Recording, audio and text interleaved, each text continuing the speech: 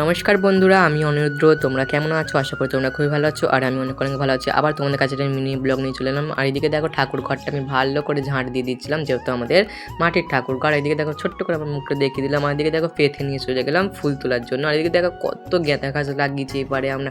ওদিকে হচ্ছে দিদিরা লাগিয়েছে, এদিকে হচ্ছে আমরা লাগিয়েছি। আর এখানে দেখো কার সঙ্গে দেখা হয়ে গেল।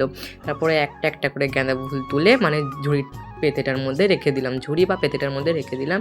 আর এদিকে দেখো এক ভরে গেছে একদম পেতেটা। এদিকে স্নান টান করে আমি চলে এলাম। এরপর হচ্ছে গোপসোনাকে ঘুম থেকে তোলানোর পালা। এদিকে তো ঘন্টার সাহায্যে আর তালির সাহায্যে ওকে তুলে নিলাম, যেহেতু ও বাচ্চা ওরকমভাবেই তুলতে হয়। তারপরে দেখো একটু আদর করে নিলাম ওকে, যেহেতু ওকে ঘুম থেকে তুলবো ওই জন্য একটু আদর করে নিলাম।